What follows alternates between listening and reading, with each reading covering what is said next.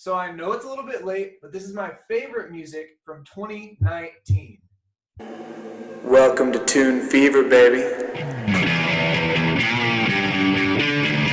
So I just want to say, in this video, I'm going to be going through just my favorite music from 2019. That doesn't mean just albums. That could mean just like basically any like musical experience I had that I really enjoyed that was in 2019. Whether that, it could be a song, it could, like there's a live performance I'm going to talk about, you know, it could just be any musical experience. And I just want to kind of put all of my favorite things that I was enjoying that year into this video. I want us to start off. The first music that I'm going to talk about is an album that is by Julian Lage. It's jazz. We're starting off with a jazz album. It's called Love Hurts. It's by Julian Lage. Julian Lage is a really wonderful guitar player in the jazz world right now. I really love a lot of the things he puts out. And, you know, I first stumbled across this YouTube video of a performance of the song from the album called Tomorrow Is the Question. And well, you know, this is just like a standard, but it's like a really, their performance of it's really amazing to me. I love all the playing. I'm also a huge fan of the drummer on the album, Dave King, from the Bad Plus. I'm a big Bad Plus fan. And so when I saw that Julian Lage, really excellent guitar player, was working with Dave King, I saw this in the video. I was really, really stoked for this album to come out. And when it finally did, I absolutely just loved it.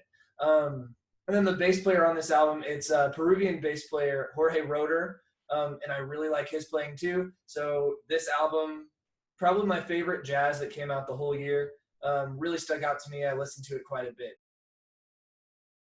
So I want to talk about another jazz recording I really liked. This one's a live album by some legends in the jazz world. Chick Corea on keys, Christian McBride on bass, and one of my favorite drummers, Brian Blade, on the drums. Yeah, this live album is really cool. It's a performance. You know, they just really play well together. I really liked it. Hearing these three basically geniuses of jazz play together is really cool. But the album is called Trilogy 2, right? Yeah, Trilogy 2. Check it out. So the next album I want to talk about is by a guy called Zac Zinger. I actually have this one right here, Zac Zinger, Fulfillment, and it is signed, which I thought was neat. Also, it came, whenever it was ordered, it came with this thing right here that thanked me for buying the album, and it says, hope you dig it, and then that's his signature again. So yeah. Zac Zinger is a saxophone player, but also plays this Japanese wind instrument called shakuhachi or sakahachi. I'm not sure. It sounds cool. Yeah, so this album, it has a jazz influence, and it also has this like Japanese music influence, obviously, because of the instrument. I really dig the sound of it. You know, I heard about it through a YouTube channel that I like to watch called Adam Neely. He's a guy who makes videos about music theory and similar topics, you know, topics related to music. It's a very interesting YouTube channel, but I guess they're buds, Zac Zinger and this guy called Adam Neely. And so I heard about this album through this channel. And I believe, yeah, Adam Neely, he plays bass on the album, actually. Yeah, I really enjoyed the album when I ended up checking it out, so I had to get it. So yeah, that's a big recommendation. It's a good one. So while I'm kind of in this world of talking about like music theory, you know, Jacob Collier, if you know what this is, it pretty much speaks for itself. This is Jesse Volume 2, which came out in 2019. If for those of you who don't know, Jesse is Jacob Collier's, basically he's doing like 4 different albums, all called Jesse Volume 1, 2, 3, and 4. And each one has kind of a different sound, you know, a different kind of sound palette, a different color. So this is kind of a more folksy, it's very beautiful and whimsical. I love it so much. So this is another big recommendation. So next album I would like, no, it's not an album, it's a song. the band is called the Swans, and I'm not the biggest Swans fan. I like to listen to what they put out, but I have not found myself very attached to anything that they've really ever done. But you know, I've heard quite a bit of it. It's definitely a band that a lot of people are very into. You know, I find it interesting. So I was listening to their latest album that came out last year called Leaving Meaning. And I noticed that one of the songs on the album was a redo from their album called Love of Life. The song is called Amnesia. And it's completely different from the way they recorded it the first time on the Love of Life album. The way they recorded this song, Amnesia, on this Leaving Meaning album, it's like more I don't even know how to. It's like a very unique song. There's kind of like an acoustic feel, and then it kind of like explodes basically, and it explodes a couple times during the song. From this kind of faint, like very, like it's very like a tense song, and then it has these moments where it really is kind of like an orchestral sounding explosion. I thought this song was definitely my first time with the Swans, hearing something that they made that I absolutely loved. And I do really recommend this track for sure. I was a huge fan of it. So next, I want to talk about an album that came out by Wand. The album is called Laughing Matter, right? Yeah, Laughing Matter by Wand. It's a psychedelic rock album. This is kind of like a softer direction for them. I found a lot of parts of this album really beautiful. And then when they do turn it up, they really turn it up. I found this album to be really colorful and really interesting and really engaging. Also, it's kind of long for them, but I really did find it pretty thoroughly engaging. So I really liked this album. So it's Laughing Matter by Wand. Maybe I'll especially recommend a track called Thin Air from the album. So I think I'm going to talk about another track, another song from a band. There's a band called Deafheaven that a lot of people really like. I have not loved anything they've done yet. You know, a lot of people got really into the Sunbather album that came out whenever, I don't know, maybe 2016 or something, or 2015. I'm not really sure off the top of my head. But they put out a single in 2019 called Black Brick that sounded like, you know, black metal. It was kind of an interesting direction for them because they've always had black metal in their sound, but it's kind of this like shoegazy form of black metal that I didn't really find myself very interested in. But this Black Brick single is a really cool direction for them to go in, and I really like the single. So yeah, thought I'd mention that track. So another thing I thought was really cool is the band American Football, which was kind of like a Midwestern emo style band that's really loved.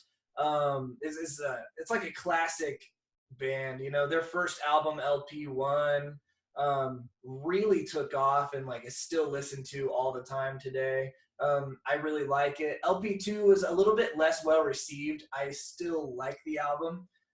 They came out with a comeback in 2019 called LP3. You know, they have some creative titles.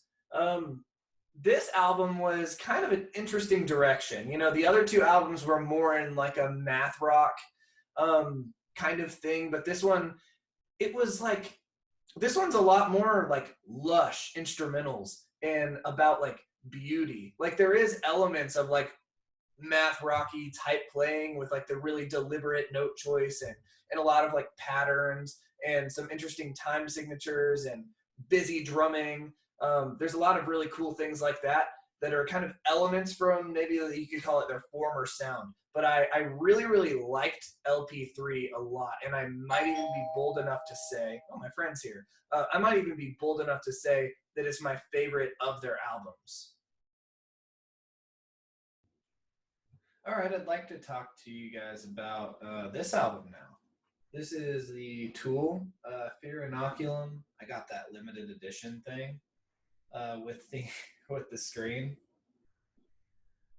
You can see it kind of start in there. Yeah, so That's a very cool thing to have. I really like this album. So I kind of hear pretty mixed reviews about this one.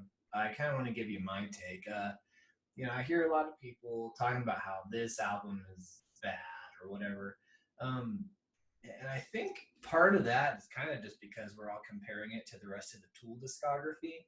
And to me, man, why can't we just listen to it for what it is? It's a Tool album all these years later, and it is really nice. And so I really dug it. But yeah, so maybe don't compare it as much. Just listen to it for what it is and make up your mind about that. And that's really that was my approach kind of going in, because of course, like, it's a new Tool album. How in the world are they going to live up to their basically legendary career? I do think they did live up to it. Even when you do try to compare, I think that this was a very successful album. Man, it's really good. It just is a really good album. So I definitely recommend this album for sure. Okay, we're talking now about an album by Black Midi that's called something like. Let me look at my notes. It is called Schlagenheim or something. I think it's really cool. It's very like artistic kind of rock music, off the wall, very zany. A lot of kind of unique sounds. It's a nice direction for rock music to go in 2019. Yeah, so I'm a big fan. I really liked it. All right, talking now about an album by Denzel Curry called Zoo that came out in 2019. Um, I love the energy of this project. And see, I'm not like that into like the Taboo thing that he did, the album. Um, but I was really into the Zoo project. I really, really liked it. I like the way he raps. I like the beats. A lot of songs kind of had me dancing. I thought it was nice, man. It was good. So this I'm gonna kind of informally talk about what the Suicide Boys did this year. They did this EP with Travis Barker and Monkey from Korn, and the EP I thought was like interesting. I actually really like a lot of the music by the Suicide Boys. And I do own the I Want to Die in New Orleans CD. I went ahead and I bought that because I really liked it. Yeah, they have a song called what is it called? Killing Two Birds with 22 Stones on this new EP that they did with Travis and Monkey. Um, I thought this was like one of my favorite hip hop songs I heard the whole year. Probably because I'm a fan of both like metal and also that kind of like the grimy side of hip hop. So I really like that song. And then of course, their album is out now. Their album that's called Stop Staring at the Shadows. And I'd like to listen to it maybe some more before really talking about it. But they did put out 2 singles for it in 2019 called Scope Set and F Your Culture. I liked these songs. So I was definitely listening to those a lot.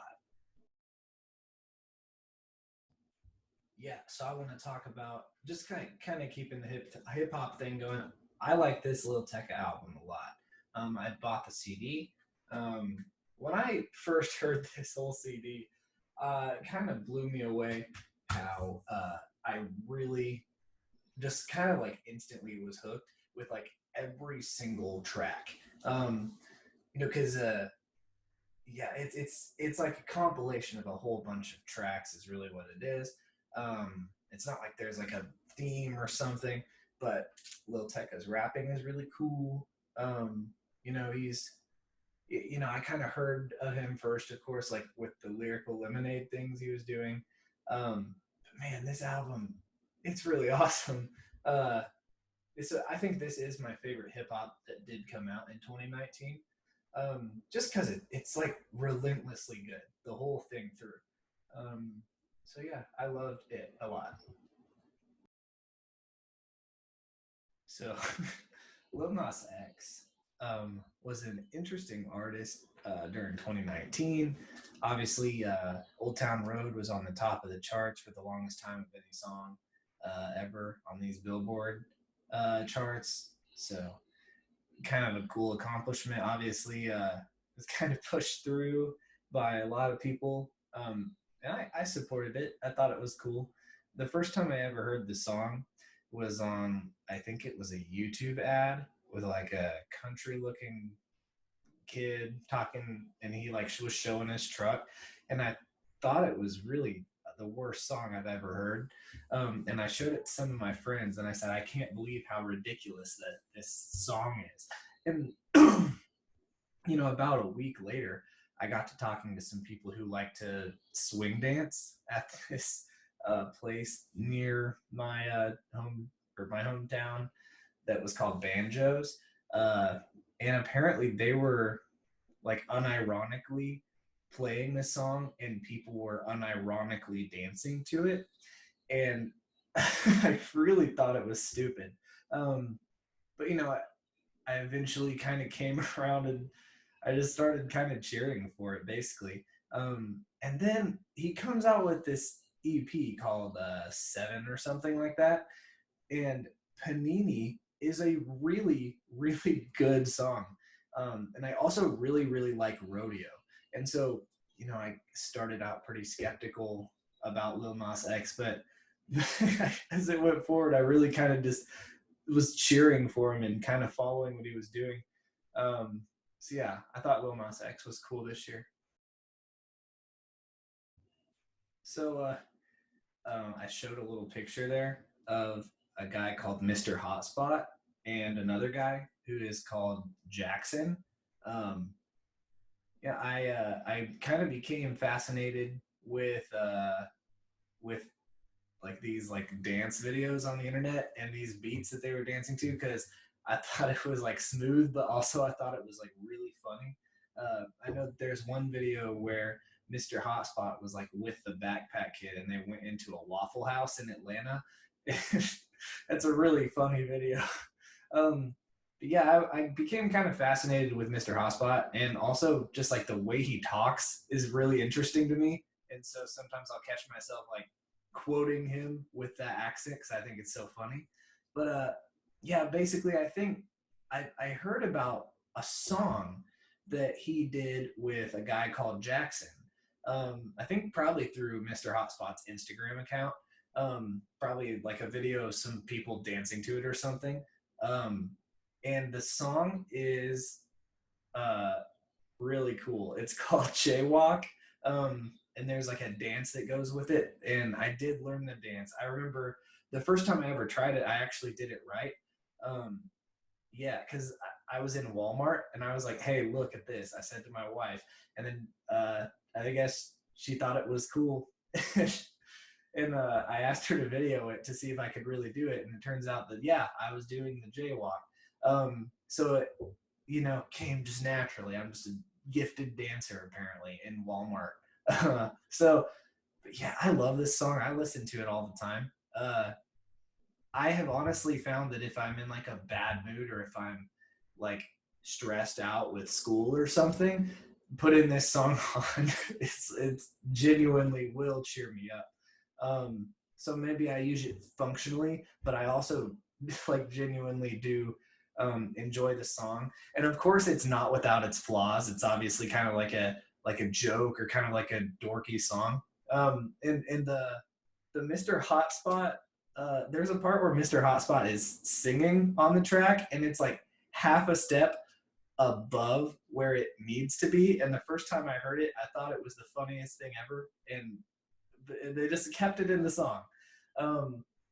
Yeah, I kind of a fascinating little track, and yeah, kind of a fascinating little culture around it.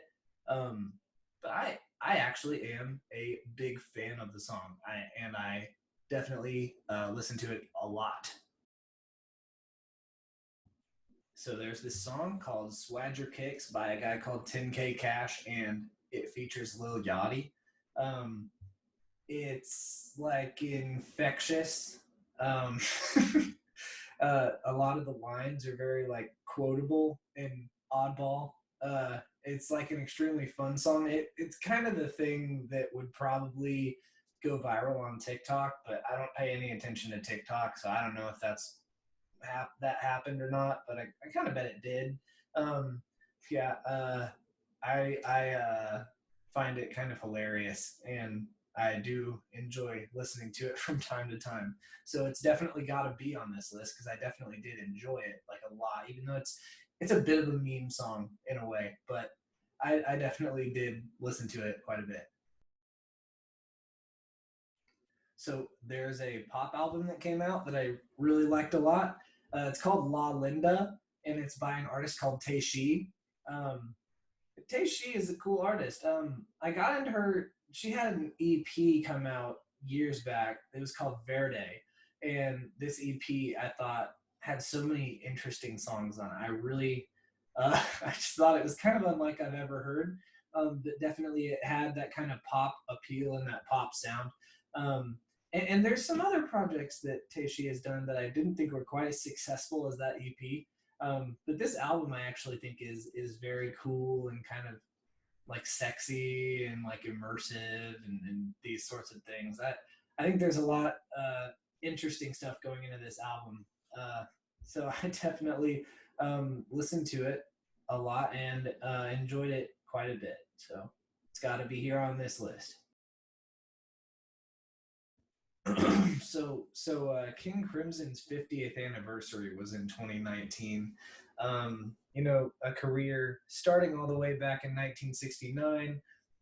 King Crimson, they're really one of the most interesting bands ever to me, and certainly one of my favorite bands ever. One consistent member, that member being Robert Fripp, who many music fans are pretty enamored with. I would say I probably am as well. I really, really like the music of King Crimson, and so for their 50th anniversary on the YouTube channel that King Crimson runs, I forgot exactly what it's called at this point, something like DCM or something. They every week they were releasing a new unreleased track from their pretty historical career. And I really liked following that every week, just following that along the way. So yeah, that was just a really kind of like a treat for me as a big King Crimson fan.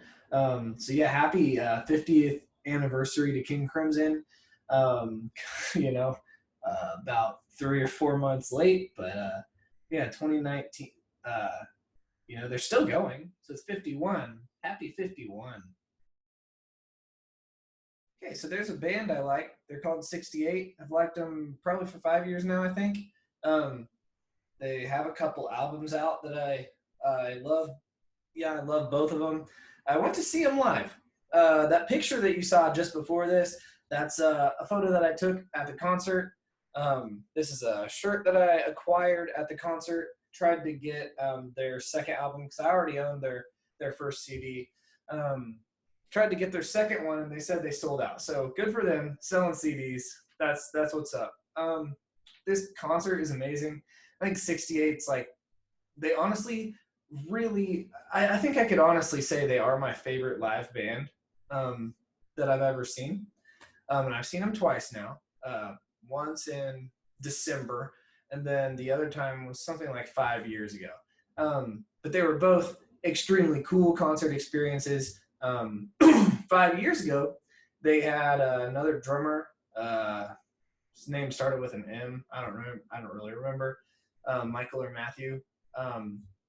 But this time I saw them, and they had a new drummer. And so, they're both excellent drummers. Yeah, I was definitely not disappointed this time seeing 68. They were really, really great. So yeah, I think a lot of people probably have seen them because they tour with a lot of bands and it seems like they're always on the road.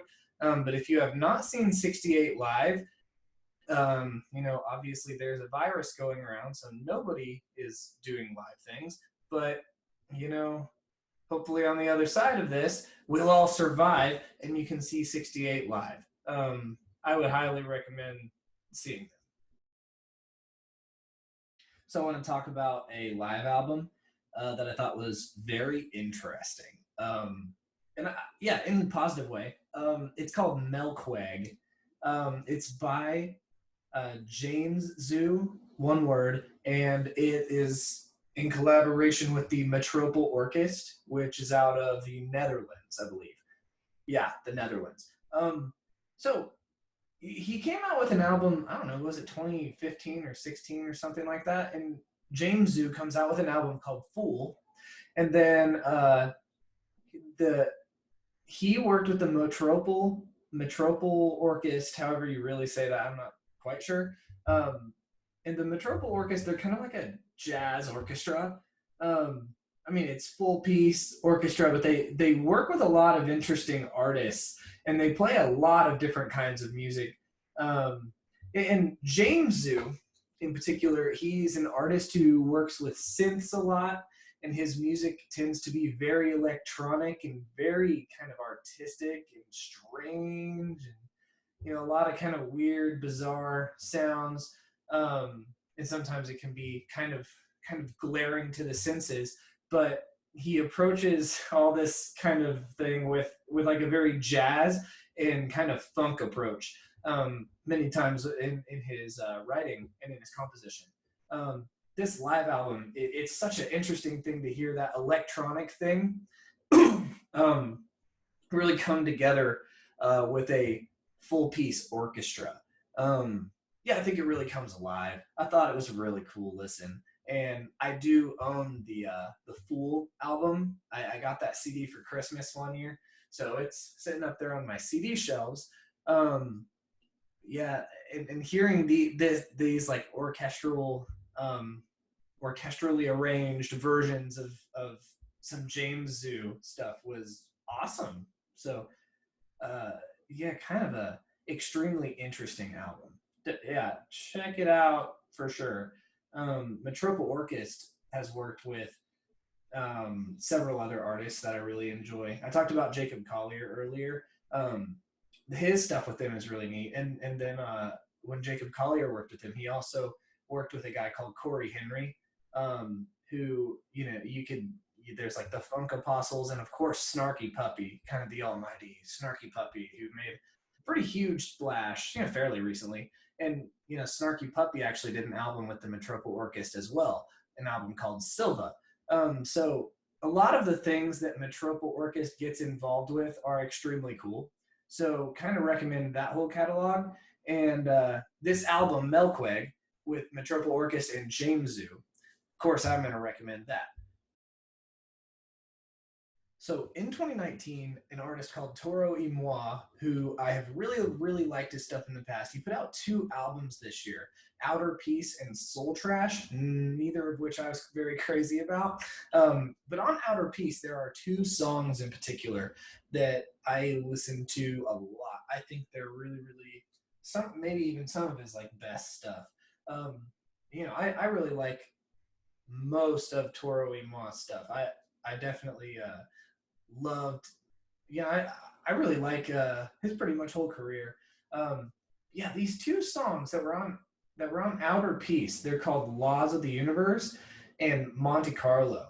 No, Laws of the Universe is very funky and a little freaky, and so I could definitely get down with it. And Monte Carlo is sort of like it's very chill kind of hip hop song, which is an interesting direction for Toro Y Moi to try out. Monte Carlo, it's very like it's very low key, but it was a huge standout to me when I was listening through the album. Maybe just because it's so different from stuff that he normally does do in his work. Maybe that's why it stood out at first. Man, I really like it though. This kind of hip hop thing that he does with Monte Carlo. He sings a lot of really good melodies on it too, kind of jagged and angular. There's a lot of creativity going on, and even though I'm not crazy about the albums, I still will listen to them from time to time. So definitely did enjoy some Toro Y Moi this year.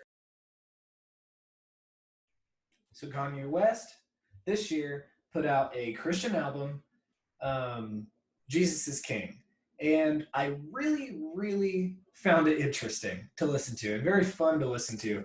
Not see, I'm not the biggest Kanye West fan, but obviously culturally, this was quite the splash. Um, myself being Christian, also that's very interesting to kind of see what's going on with him and certain decisions that he was making, and he's just an interesting guy right now. He's a very dynamic character in a way. So kind of the whole world's got their eye on Kanye, especially at the time when this album came out. There was, like I said, quite a splash being made about it, and I was definitely finding it all pretty interesting. There's 2 songs on the album that I really, really like. Everything We Need and Water. Everything We Need, just because it's really, really fun. And I don't know. I just thought it was cool. And Water, I thought a lot of the vocals were pretty darn amazing on Water. They're both kind of, they have like some seriously artistic elements about them. And yeah, I really don't like that much of Kanye West's music. I guess I like the song Touch the Sky. I can say that for sure. That was a while ago. I really don't like very much Kanye, but these 2 songs are the jam. They're very nice. So there's a band called The Burning Wind, basically a metal band, kind of like metalcore. There's a bit of math in there, and quite a bit of hardcore in their sound. But yeah, they're a metalcore band, They came out with an EP called An Inheritance in A Sharp. It's awesome. Pretty much blew me away the first time I heard it. Been listening to it a lot since. Seriously cool guitar work, and then yeah, a lot of like the kind of, it's definitely metal vocals, but there's a lot of hardcore influence with these metal vocals. It feels a lot to me like a hardcore album, at the same time as just, the instrumentals obviously being metal. And yeah, like I said, there's some math thrown in there, like the math metal thing. Yeah, I really like it. It's very heavy. It's nasty. It's these adjectives that you just want to describe a metal album with. If it's good, I would give it these adjectives, a lot of things that sound negative, nasty, dirty, disgusting. I would give this album that, and I would do so as a compliment. So, okay, there's a band that I found out about this year called Cloud Rat. They put out an album called Pollinator. They're basically like a grindcore band. They're very colorful and very creative. I think they really do a lot to kind of push the sound in an interesting, and it's like grindcore, but it's really, really fun actually. Yeah, others, it's all of the heavy, but it's just got some more character. It's very good. I think it is definitely my favorite grindcore album that came out this year, though there also was a pretty good Full of Hell album that came out too. Weeping Choir is what it was called, and I like it quite a bit too. Yeah, so give this a shot. I mean, grindcore is something that I find that I really, really like in the world of metal, and this album really kind of did grindcore in a unique way. This Cloud Rat album called Pollinator. Yeah, so check this one out. Okay, this is the last album I have to talk about on my list, and it is Mordial by Carbon. Carbon being one of my favorite metal bands ever. Elliot Hoffman, the drummer. There are no words for this fellow. Yeah, super sweet music. This album, it kind of brings some interesting new things to the table. Certainly laser sounds. It's kind of something people talk about when they talk about this album. Some microtonal stuff.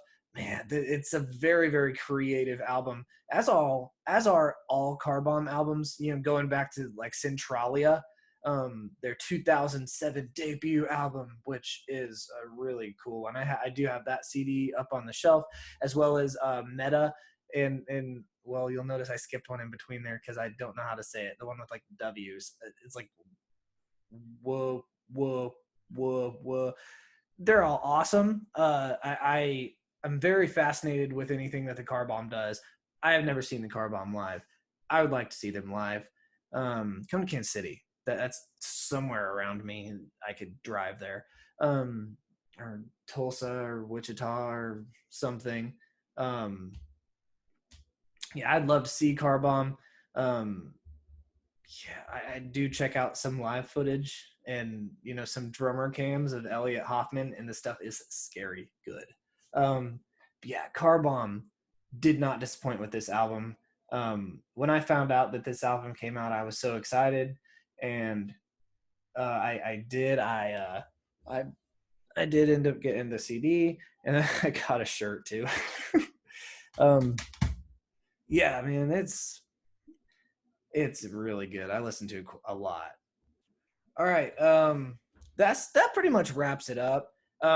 There's other music that I probably liked, but I tried to make this list, and this is what I have written down. Yeah, if you check out some of this stuff, maybe some of it's new to you, and you check it out, and you end up liking it or whatever.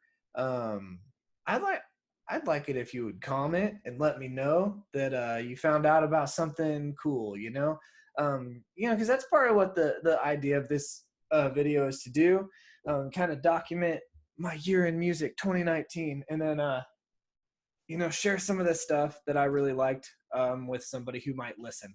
So I do hope that you found this interesting. Yeah, so I am going to be signing off. Please be sure to like and comment, subscribe on this video, and we out this thing. Happy 2020.